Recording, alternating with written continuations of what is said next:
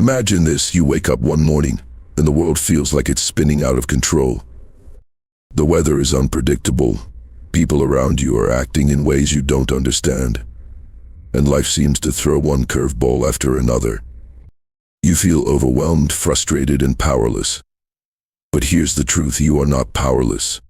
You have a choice that has been practiced by the greatest minds in history, from Marcus Aurelius to Epictetus. You can choose to focus on what is within your control and let go of what is not. This single choice is the cornerstone of Stoic philosophy, and it is the key to unlocking a life of peace, strength, and resilience. Let's break this down.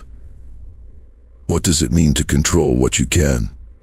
It means directing your energy toward the things that you have the power to change: your thoughts, your actions, your attitudes, and your responses. These are the domains where you reign supreme. No one can take them from you unless you allow it. When you wake up in the morning, you can choose to start your day with intention. You can decide to approach challenges with courage, to treat others with kindness, and to focus on the tasks that align with your values. These are choices that no external force can dictate. They are yours and yours alone. Now, let's talk about what you cannot control. The weather, the actions of others, the past, the future, these are all outside your sphere of influence. Yet, how often do we waste our precious energy worrying about these things? How many hours have you spent agonizing over someone else's opinion of you, or stressing about a situation that hasn't even happened yet? The Stoics would tell you that this is not only futile but also destructive. When you try to control the uncontrollable, you invite anxiety, frustration, and despair into your life. But here's the beautiful part. When you let go of what you cannot control, you free yourself. You create space for clarity, for peace, and for growth. Think of it like this. You are a ship sailing on the ocean. The wind and the waves are beyond your control. You cannot command the storm to cease or the tides to change.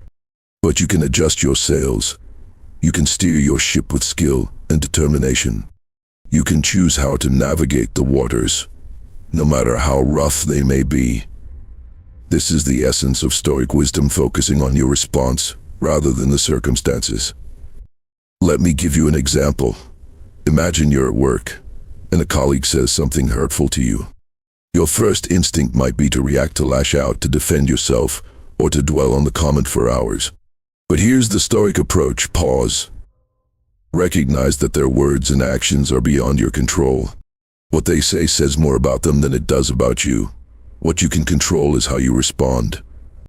You can choose to respond with grace, to let their words roll off you like water off a duck's back, or to address the situation calmly and assertively if necessary. This shift in focus from what they did to how you respond is where your power lies. This principle applies to every area of life. In relationships, you cannot control how others treat you, but you can control how you treat them and what boundaries you set. In health, you cannot control every aspect of your body, but you can control your habits: what you eat, how you move, and how you care for yourself.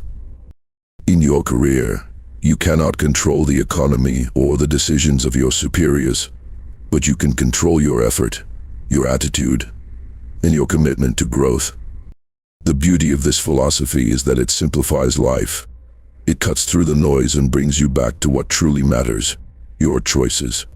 When you focus on what you can control, you stop feeling like a victim of circumstance. You stop waiting for the world to change and start taking responsibility for your own life. This is not about ignoring the challenges or pretending that everything is perfect.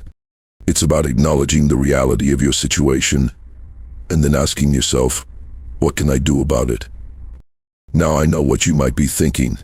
This sounds great in theory, but it's not that easy. And you're right. Letting go of what you cannot control is one of the hardest things to do. It requires practice, discipline, and a shift in mindset.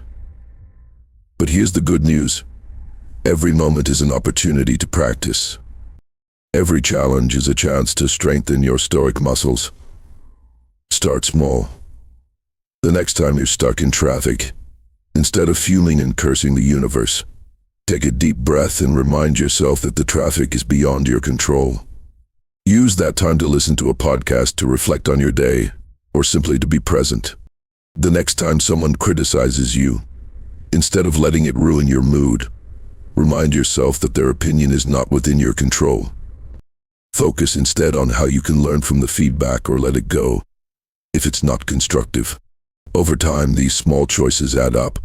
They build a foundation of inner strength and resilience that can withstand any storm. You begin to realize that you are not at the mercy of external events. You are the captain of your own ship, the master of your own mind. So, I challenge you today, take a moment to reflect on your life. What are the things you've been trying to control that are beyond your reach? What are the areas where you can take ownership and make a difference? Write them down. Then, make a conscious choice to shift your focus. Let go of the uncontrollable and pour your energy into what you can change. Remember, this is not a one-time decision. It's a daily practice, a lifelong journey. But with each step, you'll find yourself becoming stronger, calmer, and more empowered. You'll discover that true freedom comes not from controlling the world around you, but from mastering the world within you. Control what you can, let go of what you cannot. This is the path to inner peace and strength. This is the Stoic way, and it starts today. Choose to respond, not react. Your power lies in your pause. Picture this. Someone says something that cuts deep. Maybe it's a harsh comment, a dismissive remark, or even an outright insult. Your heart races, your face flushes, and your mind starts spinning with comebacks, defenses, or worse, the urge to lash out. In that moment, it feels like you're being pulled by an invisible force, a tidal wave of emotion that demands an immediate reaction. But here's the truth: you are not that wave. You are the ocean beneath it, vast, deep, and unshakable. And in the space between that trigger and your response, there is a choice. A choice to pause. A choice to respond, not react. This is where your true power lies. The Stoics understood this better than anyone. They knew that our emotions, while natural, are not always our allies. Left unchecked, they can cloud our judgment, distort our perspective, and lead us down paths we later regret. But when we learn to pause, to create a moment of stillness between stimulus and response, we reclaim control. We step out of the role of the victim and into the role of the master. This is the essence of emotional mastery, and it is one of the most transformative choices you can make. Let's break this down. What does it mean to react? Reacting is instinctual. It's impulsive. It's letting your emotions take the wheel and drive your actions without thought or intention. When you react, you are essentially handing over your power to whatever or whoever triggered you. You become a puppet, pulled by the strings of external events. And while this might feel satisfying in the moment, it often leads to regret, conflict, and unnecessary suffering. Now, what does it mean to respond? Responding is deliberate. It's thoughtful. It's choosing how you want to act based on your values, your goals, and your understanding of the situation. When you respond, you are in control. You are the one holding the strings. This doesn't mean you suppress your emotions or pretend they don't exist. On the contrary, it means you acknowledge them, understand them, and then decide how to act in a way that aligns with your higher self. The key to this transformation is the pause. That tiny, seemingly insignificant moment between what happens and what you do about it. In that pause, you have the opportunity to step back, to breathe, and to ask yourself a few critical questions. Why am I feeling this way? Is this reaction serving me? What would my best self do in this situation? These questions create a buffer between your actions, giving clarity and composure to choose wisely. Let me give you an example. Imagine you're in a meeting, and a colleague takes credit for your idea. Your first instinct might be to call them out, to make a scene, or to stew in resentment for the rest of the day. But here's the Stoic approach: pause. Take a deep breath. Recognize that your initial reaction is driven by ego and frustration. Then ask yourself, what outcome do I want? If your goal is to maintain professionalism and build a positive reputation, reacting angrily will only undermine that. Instead, you might choose to address the situation privately later, or even let it go if it's not worth your energy. By responding rather than reacting, you maintain your dignity and control the narrative. This principle applies to every area of life.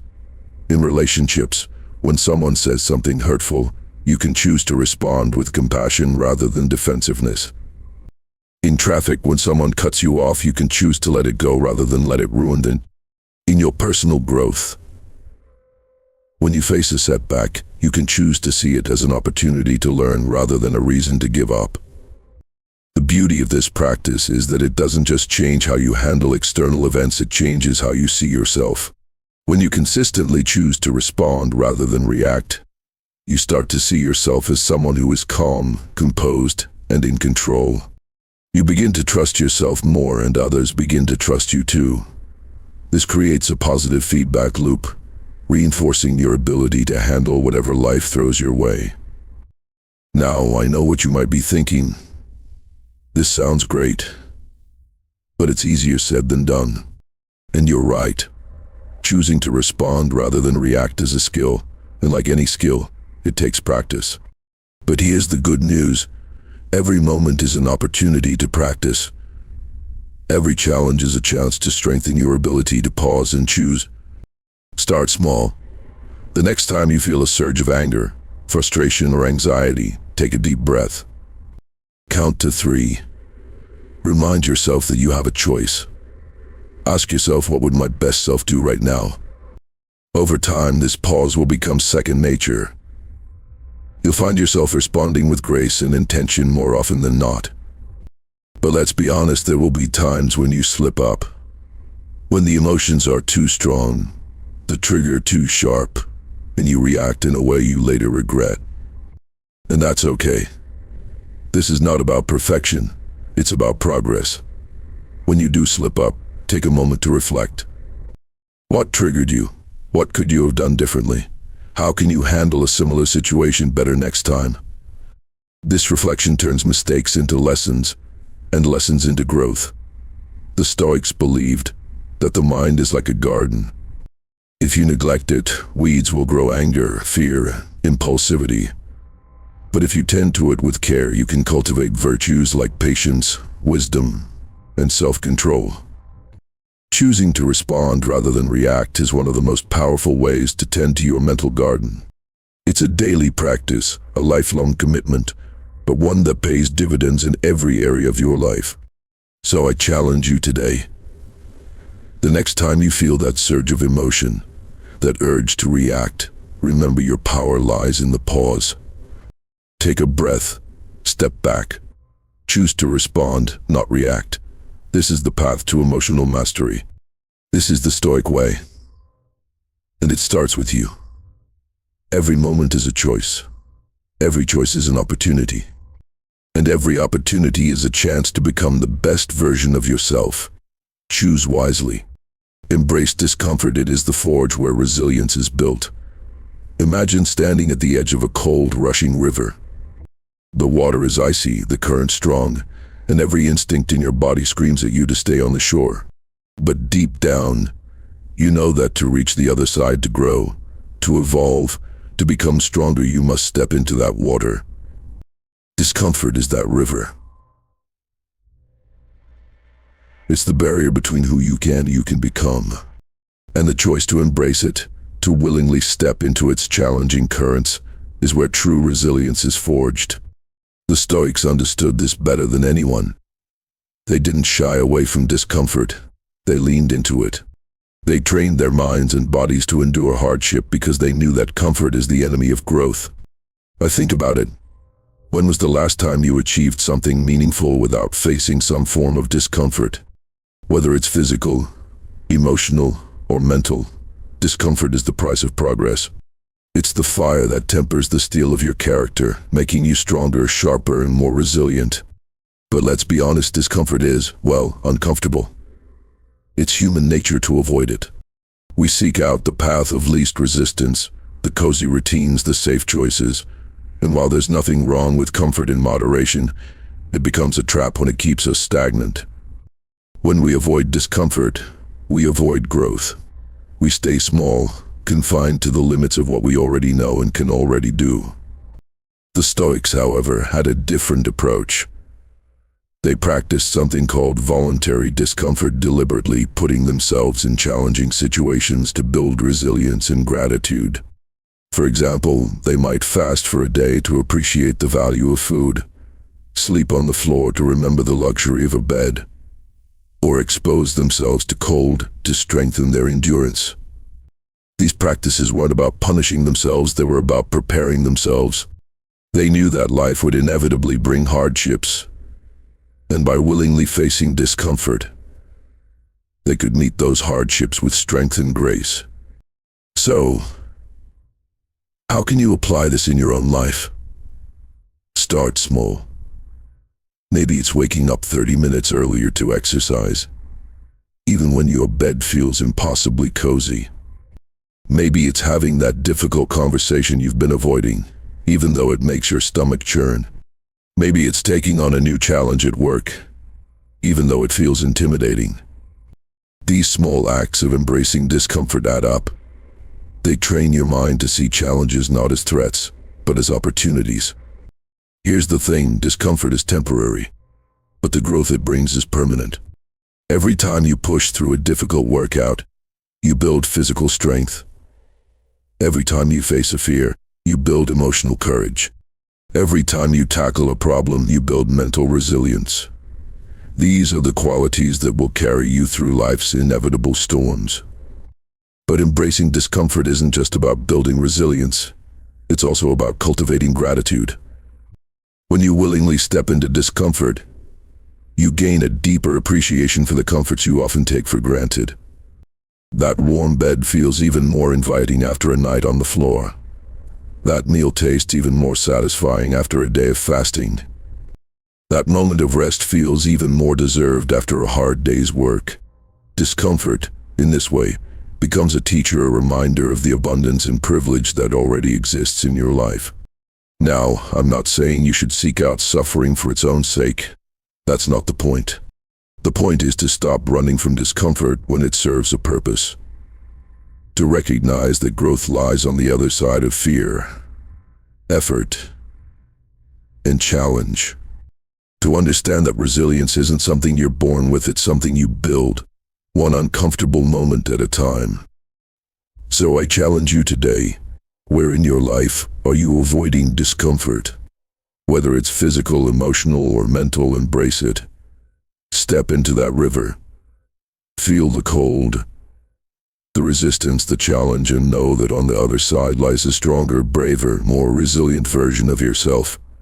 Discomfort is not your enemy. It's your forge.